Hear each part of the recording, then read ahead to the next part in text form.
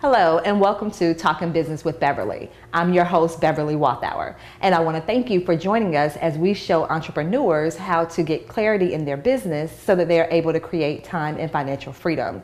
And we do that by not only addressing your business needs, but also your physical, mental, spiritual, physical. Okay, so we're going to start on 5, 4, 3, 2, 1.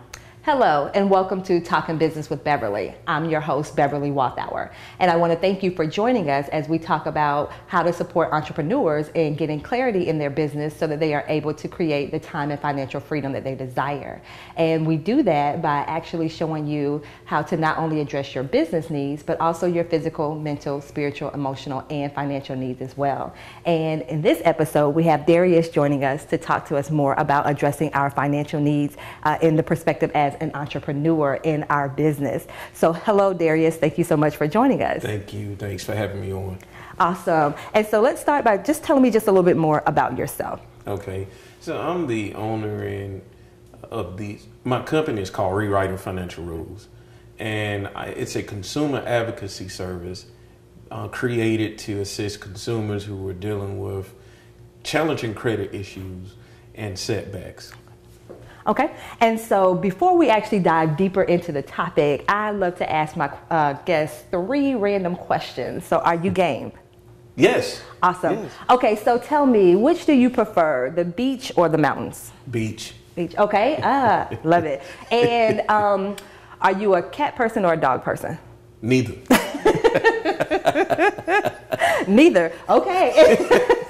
And then the final question, do you prefer the spring, summer, winter, or fall?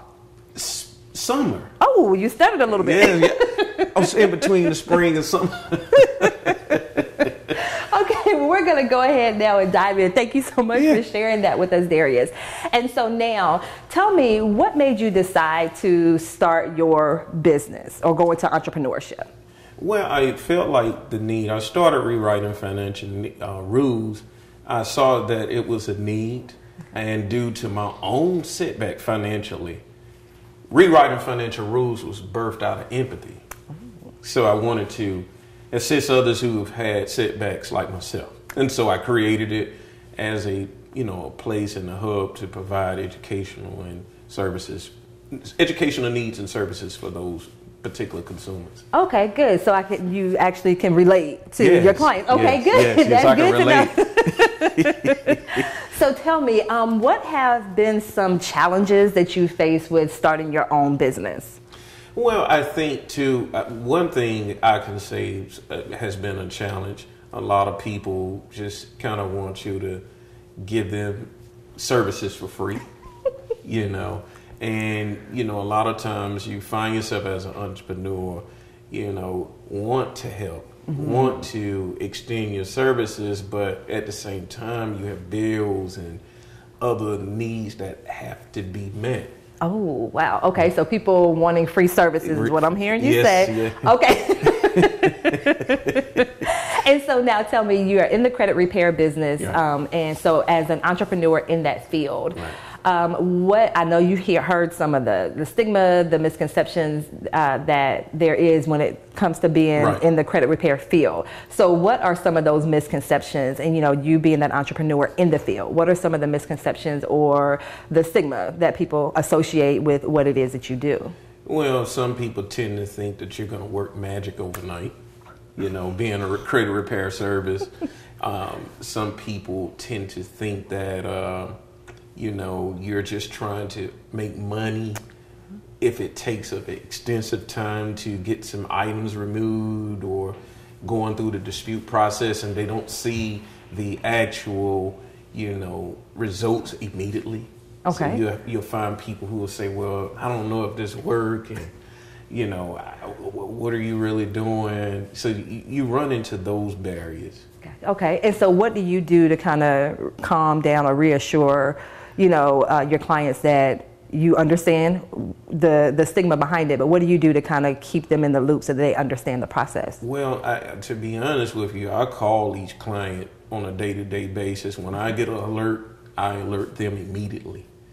I also direct them to a system that I use where they can go in and see what's being done, what has not been done, what's in the process of being challenged. Okay.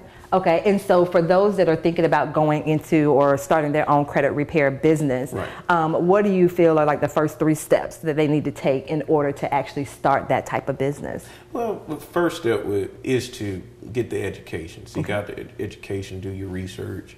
The second step, because credit repair businesses are pretty inexpensive. I mean, I could say the overhead is no more than $300 a month if you have a credit repair service and a system where people can actually go, and if you can do it within the confines of your own home. Okay, that's what I was ready to ask. So is this something that I can do from home? From home, exactly. Okay. Okay. And so if I am doing it from home, what else do I need to make sure that I have as far as equipment wise in order for me to conduct my business? Make sure you have a computer that's workable and it's efficient. Make sure you have a printer, ink. Also, as a credit repair service, if you're going to do it at home, you need to make sure, and depending on what city and state you live in, each state and city has an audience. So if you're going to work from home, create a business from home, they may require you to have a license in Abundant or obtain business license. Okay. Okay. And so for those people that are actually looking to hire someone in the credit repair business, like what should they look for? Well, they should determine what kind of integrity the service has. Integrity means a lot. You can search through the Better Business Bureau to determine, and get reviews in regards to that service. Have they been beneficial? Have they followed through? Or look through those type of agencies to determine if those services are good enough for you. Okay, awesome. And so if I'm thinking about starting my own credit repair business, is that something that I can just go up and say, hey, I want to start my own, or are there companies that are already out there that are established and I can kind of join their team? Like, how does that work? Yeah, and you have a lot of reputable companies where you can join their team actually, and get the information and soak up the knowledge, and you can become an independent contractor once you are train and get the research. You can become it, but I don't detour people from joining other services for educational needs or reasons. Okay, awesome information for those of us that are looking to start a business and maybe trying to decide what type of business to start. And so we will be right back after these messages.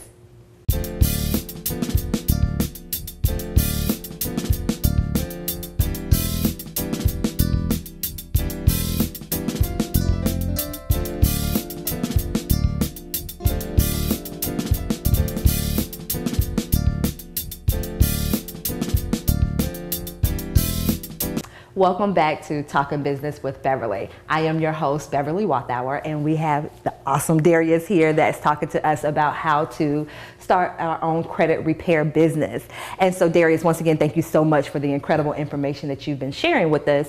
And so just to continue, what type of training or education do I need if I do want to start my own credit repair business? Well, there are quite a bit of training services that are out here for people who are looking to become an independent credit repair service. One that I do recommend is called Credit Cloud. They give you an extensive course.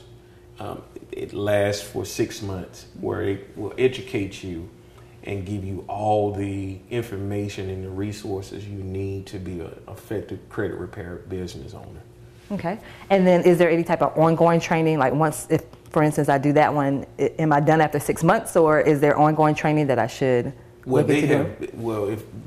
There's different type of credit repair services that will train you, but the particular service that I utilize, they have ongoing training services, and they also meet every 6 months. Oh, okay. Where they meet with a group of credit repair servicers and business owners to give you the new updates in regards to the credit repair business.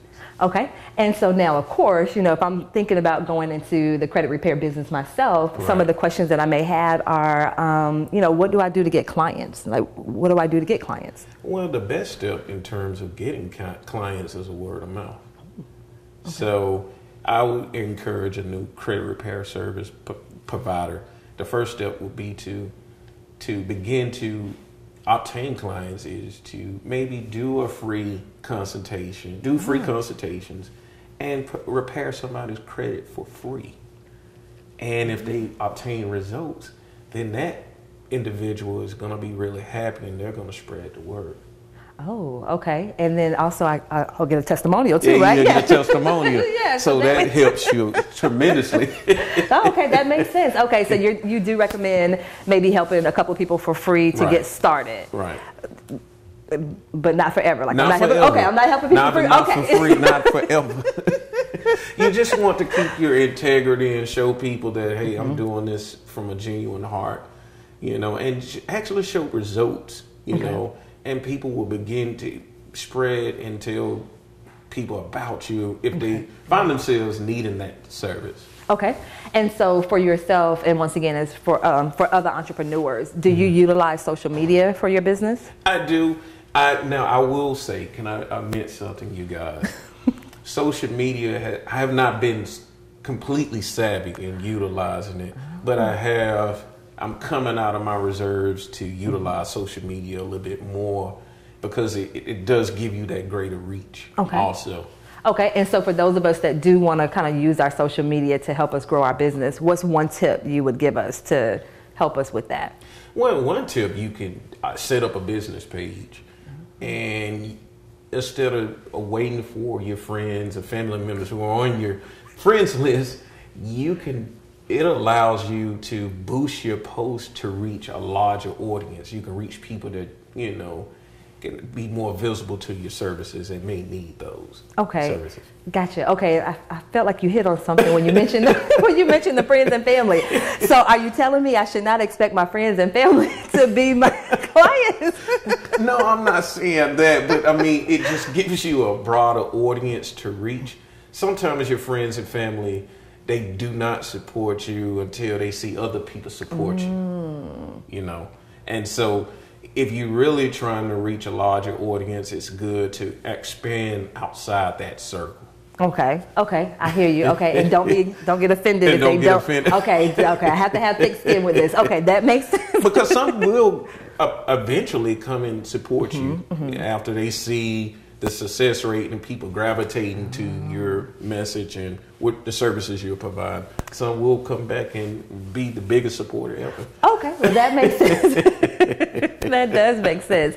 And so, dealing with money, credit scores, that's a sensitive subject. Absolutely. Do you find that in this particular industry, especially when you're dealing with clients, they are not as forthcoming with information as they should be? And if so, how do you kind of overcome that to get them to partner with you? Yeah, and that's important that you say that. You do run into a lot of people. That's why some are afraid to sign up for your services, because the stigma around, well, I'm not good with finances. They don't want to be judged, or because they may have had a setback. And with life, sometimes you're going to have setbacks, you guys. You're going to have setbacks, and you just make adjustments. But you do run into people who don't want to feel like they're being judged and looked at in a, demeaning manner. Gotcha. Okay. And how I do it is, again, I had my own setback, you guys. And with me having my setback, I tell them my story. So I can really empathize with them and put myself in their shoes. Okay. And so as me engaging those individuals as such, that's how I'm able to break that barrier. Okay, and that was actually going to be my next question is, as an entrepreneur, how important is sharing your story with your clients? So you do feel like that has a positive impact? They don't look at you like, oh my gosh. No. Okay, so that has had a positive impact. Absolutely. I mean, of course, you're going to have people who are going to still judge you, but overall, I've seen it with people, when you humanize it and put a face to a problem, people can really connect with you more versus you being an expert or authoritarian and you've never experienced anything. Okay, You that know? makes sense. Thank you. That makes sense. And so, one thing that I do want to touch on, especially this day and age, I feel like customer service is huge. Absolutely. Especially with social media. And so, how do you, or what advice do you give to ensure that, as an entrepreneur, I'm providing good customer service? Well, you could. For me, I send out surveys. I follow up with those clients and make sure, were they satisfied. I try to make sure, I'm consistent. Okay. I follow up with them, every 30 days or every other day. If they have a question, I'm trying to immediately respond, even though it's hard because, you're multitasking. But I think customer service is everything. Presentation is everything. Gotcha. Okay. Yeah. And then one last question on that. If you do run across someone that's not happy, what do you recommend I do as an entrepreneur if I do have a client or a customer that's not happy with my services? Well, I think you should really consider refunding that client some money back. Whatever, if they pay for your service and they're not really happy, you'd rather refund them their funds or whatever they paid to utilize your service. Okay. And also one beneficial way you could probably assist somebody who's not happy with your service, refer them to somebody else that could possibly, assist them better. Okay. And once again, awesome information. Thank you so much. And we will be back after these messages.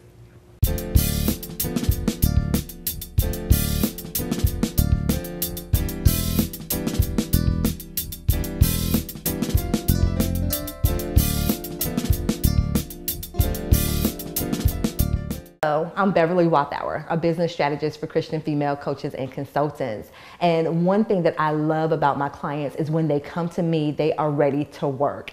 And so they know that in order for them to get the results that they desire, which is usually consistent clients and consistent income, that they have to put in time to actually make those things happen.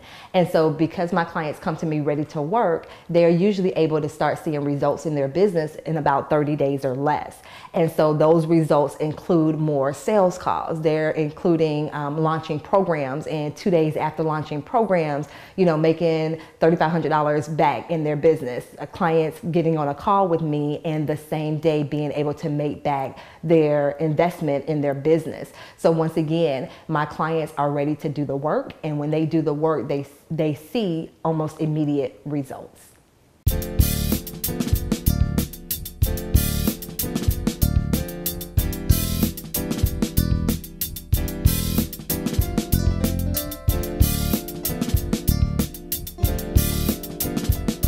Back to Talking Business with Beverly, and I am your host, Beverly Walthour. And on this episode, we've been speaking with Darius about how to start our own credit repair business. And so Darius has provided us with a lot of amazing tips to help us get started. And so some of the things that you mentioned, which were very powerful, is definitely making sure that we stay abreast as far as the training that we receive. We also talked about customer service and ensuring that we have excellent customer service.